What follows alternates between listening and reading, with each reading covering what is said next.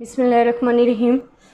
Student, कल हमने discuss किया था ग्राफ्स को और ग्राफ्स को बनाने का तरीका कि उसको कैसे स्टार्ट लेना है, कैसे टाइटल देना है, फुट नोट्स कैसे देना है, वो सब हमने इससे प्रीवियस वीडियो में डिस्कस कर चुके हैं।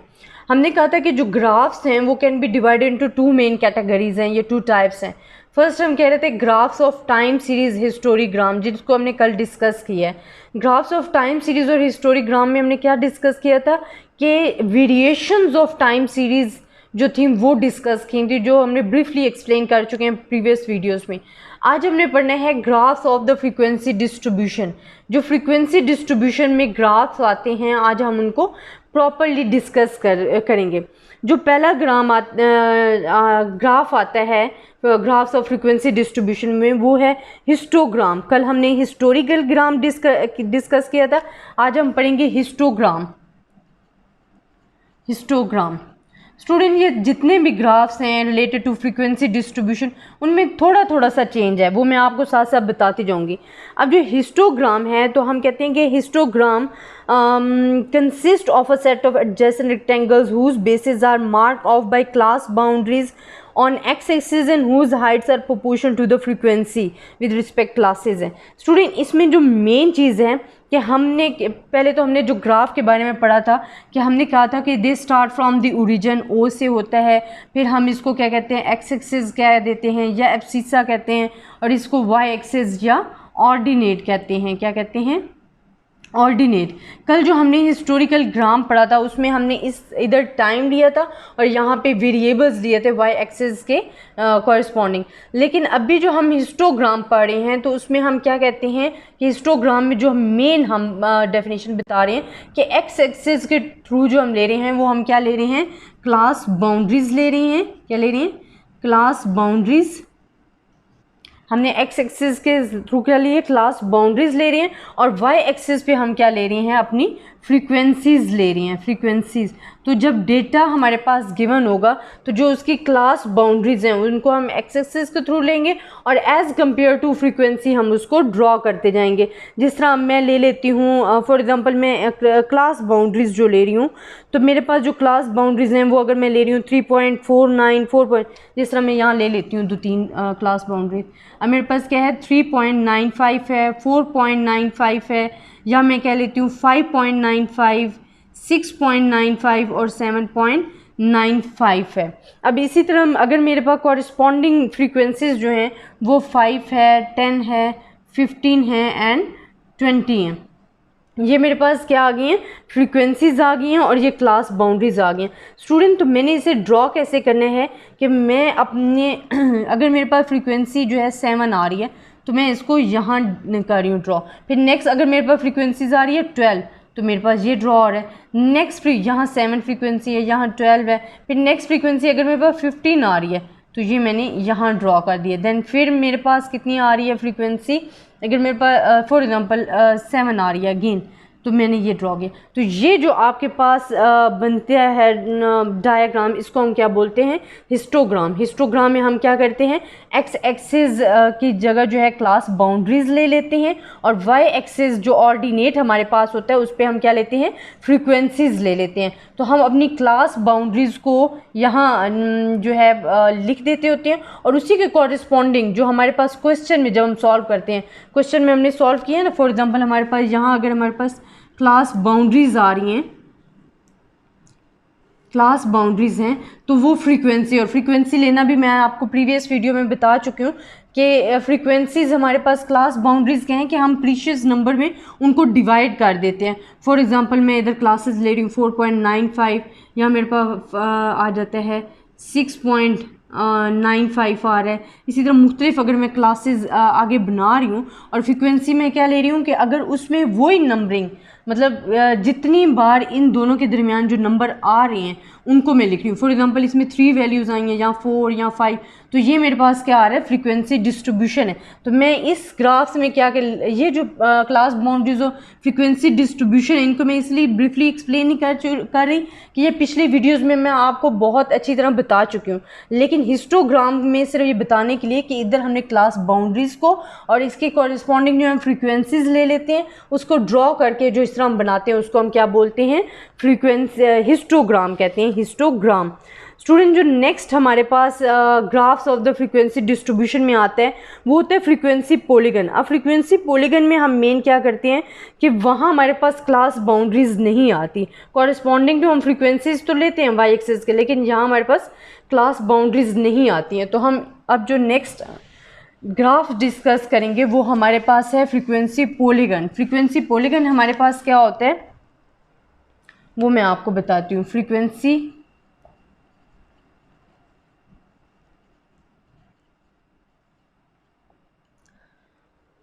स्टूडेंट जो फ्रीक्वेंसी पॉलीगन है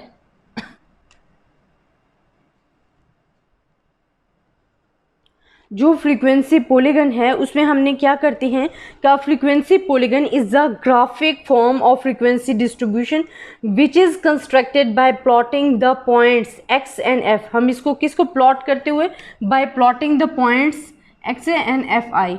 अब स्टूडेंट ये किसको शो कर रहा है? X axis shows the mid points not the class boundaries.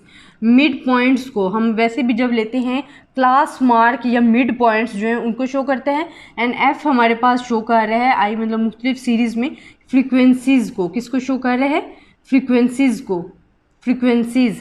तो हम क्या करते हैं कि a frequency polygon is a graphic form of frequency distribution which is constructed by plotting the form x i and f where the x is the class mark और the mid point and आयत class हम क्यों ले रहे होते हैं? ये जो छोटा सा आई साथ लगा है ये आयत क्लास, इसका मीन होता है कि हम मुख्तलिफ क्लासेस ले रहे हैं, मतलब आई में 1 2 3 एंड सो ऑन क्लासेस आ रही होती हैं। तो मिड पॉइंट्स एंड एफ जो शोज़ कर रहे हैं वो आपकी फ्रीक्वेंसी को शो कर रहे हैं। और इसमें हम क्या करते हैं कि उन पॉइंट्स को हम मतलब ड्रॉ करते हैं और फिर एक लाइन से जोड़ देते हैं, तो वो हमारे पास फ्रीक्वेंसी पॉलीगन बन जाता है। आप कह सकते हो कि जो फ्रीक्वेंसी पॉलीगन है which can be used for comparing two or more data sets gives roughly the position of mod, some idea of skewness and kurtosis of the curve। अब जो मैं ग्राफ बनाऊंगी वो आपको मॉड जो स्टूडेंट कंसेप्ट है ये हम आगे डिस्कस भी करेंगे। मॉड, स्क्यूनेस और कर्टोसिस जो है ये सारे कंसेप्ट इंशाल्लाह हम अपनी नेक्स्ट वीडियोस में डिस्कस करेंगे। थोड़ा सा आइडिया देती हूँ। मॉड होता है मोस्ट रिपीटेड वैल्यू, हम कहते हैं कि most repeated value in the data. तो जो बार बार रिपीट हो रही होती है या बहुत बड़ी वैल्यू जो होती है उसको हम क्या कहते हैं? मॉड कहते हैं। फिर इसी में हम स्क्यूनेस बताएंगे कि क्या होता है और कर्टोसिस बताएंगे कि क्या है। उसमें मॉड का एक रफली आइडिया दे देती है और हमारे पास स्क्यूनेस एंड कर्टोसिस का वो हम आगे डिस्कस करेंगे। तो स्टूडेंट जो इसका ग्राफ बनेगा, मैंने कहा कि ये 2 पॉइंट्स ले रही होती है कि x i and F I. F I हमारे पास शो कर रहा है आयत फॉर्म मतलब फ्रीक्वेंसीज शो कर रहा है, और जो हमारे पास एक्स आयत है ये हमारे पास मिड पॉइंट्स शो कर रहा है। और मिड पॉइंट्स आपको लेने का तरीका मैंने बताया था कि लोअर क्लास बाउंड्रीज, यहाँ मैंने आपको बताया lower class boundary plus upper class boundary and divided by 2, तो वो हमारे पास क्या आ जाता है? मिड पॉइंट या क्लास मार्क आ जाते हैं। वो मेरे पास क्या आ जाते हैं? मिड पॉइंट या क्लास मार्क। और फ्रीक्वेंसीज तो आपको पता है टैली मार्क्स लेके और हमने उसको फ्रीक्वेंसीज उसकी देखनी होती हैं कि कितनी है। अब स्टूडेंट जो फ्रीक्वेंसी पॉलीगन का ग्राफ है वो ओ से मतलब शुरू हो रहा है। यहाँ हम इसको क्या ले रहे हैं? एक्स एक्सिस ले रहे हैं। एक्स एक्सिस को आप क्या बोलते हो? एब्सिसा भी बोलते हो। और यहाँ वाई एक्सिस ले रहे हो जिसको आप कहते हो ये हमारे पास ऑर्डिनेट है। अब वहाँ हमने जो हिस्टोग्राम में लिया था वहाँ हमने यहाँ टाइम सीरीज़ ली थी, बट फ्रीक्वेंसी पॉलीगन में हमने यहाँ टाइम सीरीज़ नहीं लेनी है बल्कि हमने क्या लेनी है? मिड पॉइंट्स लेने हैं। अपने क्या लेने हैं? Mid points. और वाई एक्सिस के जो हैं वो हमारे पास फ्रीक्वेंसीज भी आएंगे। और जो पिछला ग्राफ हमने डिस्कस किया है हिस्टोग्राम उसमें भी वाई एक्सिस के जो वाई एक्सिस पे हमने फ्रीक्वेंसीज ही ली थी। अगर हमारे पास मिड पॉइंट हम कहते हैं 54.5 है, 74 है, मतलब 2 का डिस्टेंस है। जिस तरह मैं आपको लिख देती हूँ 54.5 है, 74.5 है, फिर हमारे पास 94.5 है, देन इसी तरह सोन हमारे पास आगे जा रहे हैं। फॉर नंबर 9 को 2 आगे करेंगे तो मैं एक वैल्यू आपको लिख देती हूँ 11.5 5 आ जाएगा, सॉरी 11.4.5 आएगा, 11.4.5। तो ये जो हमारे पास वैल्यूज़ हैं ये हमारे पास क्या हैं, मिड पॉइंट्स हैं। और यहाँ कॉरस्पॉन्डिंग फ्रीक्वेंसीज हम पहले वाली दे देती हैं, जी 0.5, यहाँ 10, यहाँ 15 और यहाँ हमारे पास क्या आ गई 20। स्टूडेंट ऑफ फ्रीक्वेंसी पॉलीगन में हमने क्या करना है कि अपने मिड्स पॉइंट और कॉरस्पॉन्डिंग जो वैल्यूज़ हैं वो हमने डिस्कस करनी है। अब फॉर एग्जांपल मैं यहाँ एक ग्राफ बना रही हूँ जिसमें मैं शो कर रही हूँ कि यहाँ मेरे पास क्या है, मिड पॉइंट्स हैं और ये मेरे पास फ्रीक्वेंसी है। मिड पॉइंट्स मेरे पास क्या हैं, 4.5 है, जो कि मैंने रफली बनाए हैं, एस्टिमेट किए हैं। 5 है, 9 4.5 है या 11 4.5 है। और इनकी फ्रीक्वेंसी मैं ले लेती हूँ, फॉर एग्जांपल एक की फ्रीक्वेंसी ले रही हूँ 6 ले रही हूँ, फिर नेक्स्ट की 10 आ रही है, फिर मेरे पास 14 आ रही है, एंड देन मेरे पास अगेन मैं कह देती हूँ कि 5 आ रही है। तो उस मैंने फ्रीक्वेंसी को कैसे ड्रॉ करना है, फर्स्ट मेरे पास कितनी आ रही है, 6 आ रही है। स्टूडेंट इसमें एक पॉइंट आप छोड़ दोगे, यहाँ मैं लिख देती हूँ 4.5, एक एक्स्ट्रा पॉइंट जो है जिसको हमने उसके साथ कंबाइन करना होता है, क्योंकि हम कहते हैं ना कि स्टार्ट फ्रॉम द ज़ीरो, इस वजह से। तो 13 4.5।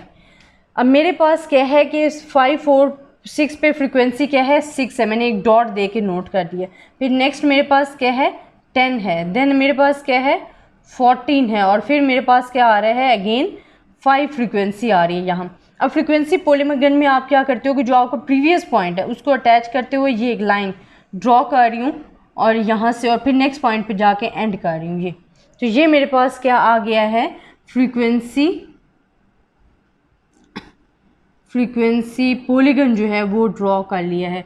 फ्रीक्वेंसी पॉलीगन में आपने मेन पॉइंट्स क्या याद रखनी है कि हम एक्स एक्सिस में क्या लेते हैं, अपने मिड पॉइंट्स लेते हैं, और वाई एक्सिस पे अपनी क्या लेते हैं, फ्रीक्वेंसीज ले लेते हैं। मिड पॉइंट्स वैसे आपके पास जो डेटा गिवन होते हैं तो आपके पास ये होते हैं कि lower class boundary plus upper class boundary divided by 2 जब करते हो तो हमारे पास हमारे मिड पॉइंट्स आ जाते हैं। ये जो मैंने मिड पॉइंट्स लिए हैं ये मैंने खुद इमेजिन करके लिए हैं कि ये मेरे पास मिड पॉइंट्स हैं और ये इसके थ्रू फ्रीक्वेंसीज हैं। तो हमने मिड पॉइंट्स के साथ जो है फ्रीक्वेंसी को ड्रॉ करना है, और ये हमारे पास क्या बन जाता है, एक लाइन को ज्वाइन कर दें तो फ्रीक्वेंसी पॉलीगन आ जाता है। स्टूडेंट अब जो नेक्स्ट ग्राफ हम डिस्कस करेंगे वो हमारे पास होगा फ्रीक्वेंसी कर्व, जो कि मोस्ट इम्पॉर्टेंट ग्राफ है। फ्रीक्वेंसी कर्व हमारे पास क्या होता है, मैं इसको आपके साथ डिस्कस करती हूँ।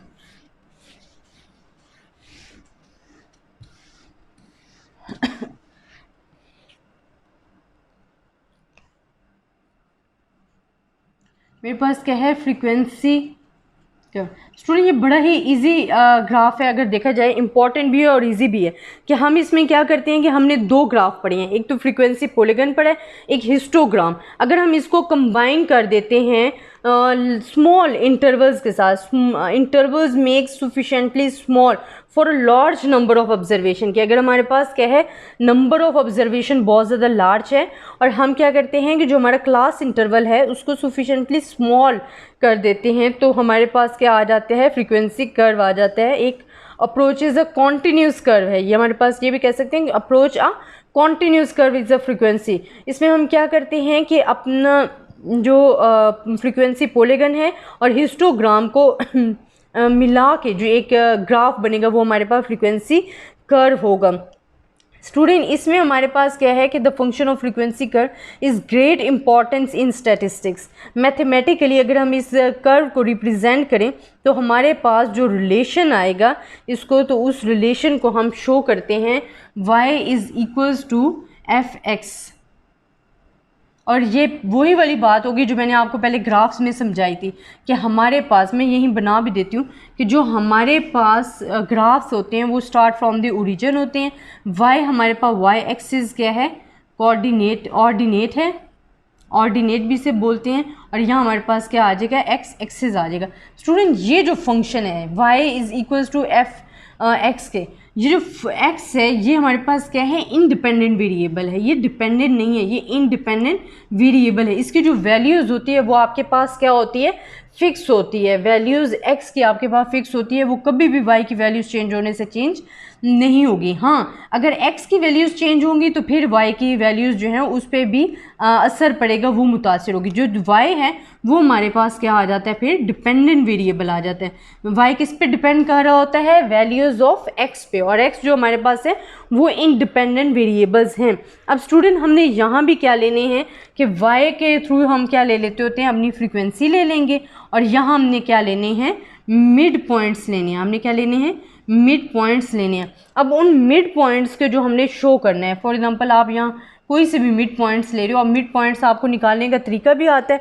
अगर आपको डेटा गिवन है तो आप उसको इजीली ड्रॉ करके अपने टेबल में शो कर सकते हो, लेकिन मैं यहाँ लेती हूँ, मैं इमेजिन करके ले रही हूँ 2.95, 3.95, 4.95, ये हमारे पास मिड पॉइंट्स आ रहे हैं जो कि मैं खुद एस्टिमेट कर रही हूँ, आप इसको ड्रॉ कर सकते हो, 7.95 और 8.95। तो मैंने इसको क्या है, जिस तरह मैंने बनाया था हिस्टोग्राम, उस फ्रीक्वेंसी के थ्रू मैंने इसको रेडी करना है। हिस्टोग्राम जो मैंने पहले बना चुकी हूँ, तो उसके थ्रू मैं इसको रेडी कर रही हूँ अपने ग्राफ को। अब स्टूडेंट हमने कहा है कि ये जो है मिक्सचर है हिस्टोग्राम और फ्रीक्वेंसी पॉलीगन का, मतलब हम इस पॉइंट से शुरू करें। अगर मैं इसी को देखूं कि देखें ये मैं ले रही हूँ, ये मेरे पास पॉइंट जो है, तो ये मेरे पास क्या आ जाता है, फ्रीक्वेंसी कर्व आ जाता है। अब इसमें क्या आ गया, ये जो मैंने ड्रॉ किए हैं ये हिस्टोग्राम के, और ये मेरे पास फ्रीक्वेंसी पॉलीगन। तो ये बहुत ही इंपॉर्टेंट है, कॉन्टिन्यूस कर्व को भी शो कर रहा होता है। इसका फंक्शन भी गिवन है y equals to f x, जिसमें x इंडिपेंडेंट वेरिएबल होता है, y डिपेंडेंट होता है। और ये हमारे पास जो शो हो गया हिस्टोग्राम, जिसमें एक्सेस के हम मिड पॉइंट्स ले रहे हैं और यहाँ फ्रीक्वेंसीज ले रहे हैं, बाकी जो मेथड है वो सेम ही है। अगर स्टूडेंट हमारे पास आ जाता है फ्रीक्वेंसी पॉलीगन कर्व और ओगिव। अब फ्रीक्वेंसी पॉलीगन कर्व हमारे पास क्या होता है, कैम्युलेटिव फ्रीक्वेंसी। कैम्युलेटिव फ्रीक्वेंसी, पहले फ्रीक्वेंसी का कॉन्सेप्ट तो आपको क्लियर है कि फ्रीक्वेंसी हमारे पास नंबर है। फॉर एग्जांपल मेरे पास ये है कि फ्रीक्वेंसी है, और फिर मैं लेती हूँ कैम्युलेटिव फ्रीक्वेंसी। अब फॉर एग्जांपल मेरे पास फ्रीक्वेंसी 2, 3, 1, 5 फ्रीक्वेंसी। कैम्युलेटिव फ्रीक्वेंसी हम बोलते हैं कि हमने कैम्युलेट करना है, जमा करना है फ्रीक्वेंसीज़ को। कैम्युलेटिव फ्रीक्वेंसी क्या होता है, कैम्युलेट करना है, जमा करना है, सम करना है उन फ्रीक्वेंसीज़ को। फॉर एग्जांपल फर्स्ट मेरे पास है 2 फ्रीक्वेंसी है, 2 में ऐड करूँगी 3 कितने हो जाएंगे, 2 में ऐड कर रही हूँ 3 तो कितने 5 हैं, फिर 5 में ऐड कर रही हूँ 1 तो कितने आ गए 6 आ गए, 6 में ऐड कर रही हूँ 5 तो कितने आ गए 11। तो मेरी जो कैम्युलेटिव फ्रीक्वेंसी है वो ड्रॉ हो गई है। इसमें हम क्या करते हैं, फ्रीक्वेंसीज़ को नेक्स्ट फ्रीक्वेंसीज़ में सम करते जाते हैं, जिसकी वजह से इसको हम क्या कहते हैं, कैम्युलेटिव फ्रीक्वेंसी। अब जो ग्राफ हमारे पास होगा कैम्युलेटिव फ्रीक्वेंसीज़ का, उसको हम क्या कहते हैं, यहाँ मैं लिख रही हूँ cumulative frequency, cumulative frequency polygon, या आप कह सकते हो और ओजिव भी कहते हैं। अच्छा स्टूडेंट, ओजिव या कैम्युलेटिव फ्रीक्वेंसी पॉलीगन्स को हम ड्रॉ कैसे करते हैं, सेम ड्रॉ हमने वैसे ही करना है। हमारे पास यहाँ क्या है, एक्स एक्सिस है, यह हमारे पास वाई एक्सिस है, जो कि मैं हर ग्राफ्स में ड्रॉ कर चुकी हूँ, क्योंकि ये मेन ड्रॉ करने के तरीके यही हैं। अब यहाँ हम वैसे ड्रॉ करते थे फ्रीक्वेंसीज, बट अब हम क्या ड्रॉ करेंगे, कैम्युलेटिव फ्रीक्वेंसी। कैम्युलेटिव हमारे पास क्या आ जाएगा, कैम्युलेटिव फ्रीक्वेंसीज आ जाएंगी यहाँ, और यहाँ हमारे पास क्या आ जाएंगे, मिड पॉइंट्स आ जाएंगे। ये किस में ड्रॉ करेंगे हम, कैम्युलेटिव फ्रीक्वेंसी पॉलीगन और फ्रीक्वेंसी। अब फ्रीक्वेंसीज हमारे पास क्या थी कि जितनी बार जो डेटा आपका उस लिमिट के दरमियान आ रहा है आप उसको ले रहे हो, हम कहते हैं कि number of falling of observation is called a frequency. और कैम्युलेटिव फ्रीक्वेंसी क्या है कि जब हम अपनी फ्रीक्वेंसीज़ को कैम्युलेट करते जाते हैं, जमा करते जाते हैं। जिस तरह ये 2 तो इसमें जमा किया नेक्स्ट फ्रीक्वेंसी को, 2 + 3 = 5, फिर 5 + 1 = 6, 6 + 5 = 11 है। अब कैम्युलेटिव फ्रीक्वेंसी में इमेजिन कर रही हूँ कि जो हमारे पास मिड पॉइंट्स हैं, मैं फिर से ले रही हूँ, अपने से एस्टिमेट कर रही हूँ कि 3.95 है, 4.95 हैं, 5.95 हैं, 6.95 हैं, और फिर 7.95 है। तो इसको यहाँ हमारे पास फ्रीक्वेंसीज आ रही हैं, ये मेरे पास फ्रीक्वेंसीज़ हैं। तो मैं इनको क्या करूँगी कि कैम्यूलेट कर दूँगी, मिला दूँगी। ये मैंने कैम्यूलेट कर दिया, अपनी फ्रीक्वेंसीज़ को मिला दिया। तो ये मेरे पास क्या आ जाता है, कैम्यूलेटिव फ्रीक्वेंसी पॉलीगन या उजीव का ग्राफ आ जाता है। अब स्टूडेंट जो मोस्ट इम्पॉर्टेंट टॉपिक हमारे पास आ जाता है वो आ जाता है types of frequency curves.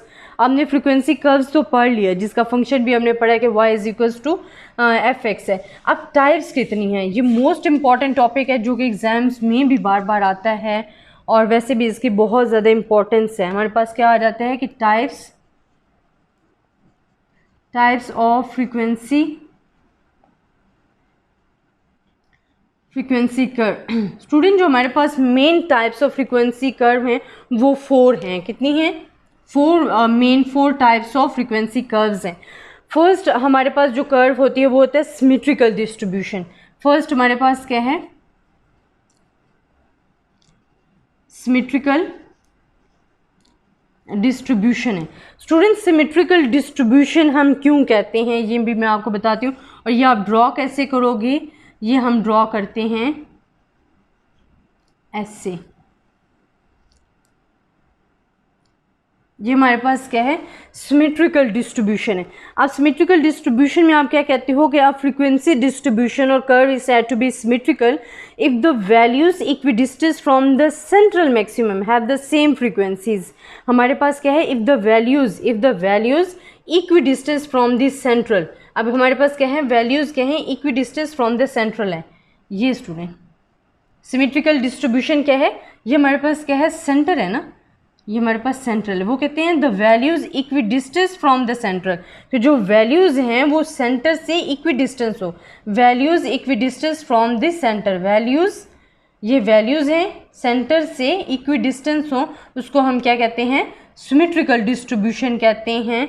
Symmetrical distribution ये हमारे पास होता है, ये आप डेफिनेशन भी इसकी कह सकते हो कि जो फ्रीक्वेंसी डिस्ट्रीब्यूशन और curve is said to be symmetrical if values equidistant from the central maximum have the same frequency, that is the curve can be folded along the central maximum in such a way that the two halves of the center कौन side है? Normal curve जो है वो example है symmetrical distribution. Normal curve भी इंशाल्लाह हम आगे विद क्वेश्चन जो है डिस्कस करेंगे। देन स्टूडेंट हमारे पास आ जाता है मॉडरेटली स्क्यूड या एसिमेट्रिकल डिस्ट्रीब्यूशन। अब सेकेंडली हमारे पास डिस्ट्रीब्यूशन क्या है? मॉडरेटली स्क्यूड और एसिमेट्रिकल डिस्ट्रीब्यूशन। एसिमेट्रिकल डिस्ट्रीब्यूशन, अब इसमें स्टूडेंट हमारे पास क्या होता है? हम कहते हैं कि एक तो पॉजिटिवली स्क्यूड होता है, एक नेगेटिवली स्क्यूड होता है। अगर हम कह रहे थे कि सिमेट्रिकल डिस्ट्रीब्यूशन, तो हम कह रहे थे कि जो हमारी वैल्यूज़ हैं वो क्या होता है कि सेंटर से इक्विडिस्टेंस डिस्ट्रीब्यूट की जाती हैं। हम कहते हैं the values equidistance distribution have the central value. But यहाँ हमारे पास जो प्रोसेस है वो ज़रा सा क्या हम कह सकते हैं कि इसमें हम कहते हैं लैक ऑफ सिमेट्री होता है, लैक ऑफ सिमेट्रिकल। इसको हम क्या कहते हैं? लैक ऑफ सिमेट्रिकल, कि हमारे पास जो सिमेट्रिकल डिस्ट्रीब्यूशन का फार्मूला था वो कम होता है। हमारे पास क्या होता है? लैक ऑफ सिमेट्रिकल होता है। क्या फ्रीक्वेंसी डिस्ट्रीब्यूशन और curve is said to be skewed when it depart from the symmetry, when its departs from the symmetry. हमारे पास क्या होता है? जब ये सिमेट्री नहीं होता है, डिपार्ट्स होता है, उससे दूर होता है, तो हम इसको क्या कहते हैं? स्क्यूड कहते हैं या एसिमेट्रिकल डिस्ट्रीब्यूशन कहते हैं। इसमें हमारे पास क्या होता है? Here the frequency tend to pile up at the one end और the other end the distribution और द कर्व। हमारे पास ये क्या होता है कि जो इसमें फ्रीक्वेंसीज होती हैं वो एक ही साइड पे जमा हो जाती हैं। अब इसमें हम कहते हैं पॉजिटिवली स्क्यूड भी होता है और नेगेटिवली स्क्यूड भी होता है। किस तरह हमारे पास होता है? ये देखिए, अगर मैं कहती हूँ कि ये एक्स एक्सिस है, वाई है, एक्स एक्सिस है। अगर मेरे पास ये क्या है? पॉजिटिवली स्क्यूड है, तो ये पॉजिटिव की तरफ वैल्यूज जाती है ना, तो ये पॉजिटिवली स्क्यूड होगा। इस तरफ ज़्यादा वैल्यूज होंगे तो ये पॉजिटिवली। अगर नेगेटिवली स्क्यूड में कहती हूँ तो वो मेरे पास यूँ होगा, तो ये मेरे पास क्या होगा? नेगेटिवली स्क्यूड होगा। ये पॉजिटिवली स्क्यूड है, पॉजिटिवली स्क्यूड और इसको मैं कहती हूँ नेगेटिवली स्क्यूड है। स्टूडेंट थर्ड जो मैं हमारे पास होती है जे शेप डिस्ट्रीब्यूशन। थर्ड हमारे पास क्या है, ये टाइप्स ऑफ फ्रीक्वेंसी डिस्ट्रीब्यूशन है जिसमें हम कहते हैं जे शेप्ड डिस्ट्रीब्यूशन। स्टूडेंट इसमें हमारे पास जो वैल्यूज़ होते हैं वो कहाँ ज़्यादातर हमारे पास जमा हो जाती हैं, एज द शेप ऑफ जे जमा हो जाती हैं, यूँ वैल्यूज़ जमा होती हैं। इस वजह से हम इस डिस्ट्रीब्यूशंस को क्या कहते हैं, जे शेप डिस्ट्रीब्यूशन है। इसी तरह अगर हम लेते हैं last you shape distribution, U shaped distribution, क्योंकि इनके नाम से ही शो हो रहा है कि आपकी जो वैल्यूज़ हैं वो क्या होंगी, यू शेप्ड की तरह होंगी। कि क्या होंगी कि जो आपकी वैल्यूज़ हैं वो मिड में से मिनिमम होंगी, मिड में से आपके पास क्या होंगी, मिनिमम होंगी। तो उसको हम, और shape like a shape of you होंगी, तो उसको हम कहते हैं यू शेप डिस्ट्रीब्यूशन। 4 डिस्ट्रीब्यूशन है। टाइप्स ऑफ फ्रीक्वेंसी कर्व की कितनी डिस्ट्रीब्यूशन है, 4 टाइप्स में हम डिवाइड करते हैं, जिसके मोस्ट इंपॉर्टेंट जो है वो है सिमेट्रिकल डिस्ट्रीब्यूशन, सेकंड है मॉडरेटली स्क्यूड और एसिमेट्रिकल डिस्ट्रीब्यूशन है, फिर हमारे पास जे शेप डिस्ट्रीब्यूशन है एंड यू शेप डिस्ट्रीब्यूशन है। सिमेट्रिकल डिस्ट्रीब्यूशन में हमारे पास क्या है, जो हमारे पास वैल्यूज़ होती हैं वो सेंटर से इक्वी डिस्टेंस सेपरेट की होती हैं, इक्वी डिस्टेंस होती हैं। इस वजह से हम इसको नॉर्मल कर्व जो है, अगर नॉर्मल कर्व जो कि हम आगे डिस्कस भी करेंगे, वो इसके क्या है कि बेस्ट एग्जांपल है सिमेट्रिकल डिस्ट्रीब्यूशन की। इसी तरह मॉडरेटली स्क्यूड और एसिमेट्रिकल डिस्ट्रीब्यूशन में हमारे पास क्या होता है कि लैक ऑफ सिमेट्री होता है, वो जो वैल्यूज़ हैं वो एक ही जगह पे जमा हो जाती हैं, पाइल अप हो जाती हैं। जिस तरह ये पॉजिटिवली स्क्यूड होता है और अगर नेगेटिव साइड पे जाएगा तो नेगेटिवली स्क्यूड होगा। फिर जे शेप डिस्ट्रीब्यूशन में क्या होता है, जो हमारी वैल्यूज़ होती हैं वो क्या होते हैं, they make the shape of the J, जो हम इसको क्या कहते हैं, जे शेप डिस्ट्रीब्यूशन। और यू शेप डिस्ट्रीब्यूशन में जो हमारे पास मिडल में वैल्यू होती हैं, मिड में जो वैल्यू आपकी आ रही होती है वो क्या होती है, मिनिमम में, मिनिमम यहाँ मिनिमम है, और ये शेप देती है लाइक अ यू, तो इस वजह से हम इसको कहते हैं यू डिस्ट्रीब्यूशन। तो स्टूडेंट ये था हमारा आज का टॉपिक। कल इंशाल्लाह हम जो है अपना डिस्कशन करेंगे टॉपिक मीन मीडियन मॉड या मेजर्स ऑफ सेंट्रल टेंडेंसी और एवरेजेस को भी विद डेफिनेशंस और फिर प्रैक्टिकल में भी डिस्कस करेंगे। तब तक के लिए अल्लाह हाफिज़। आई होप आपको मेरी वीडियो पसंद आई होगी।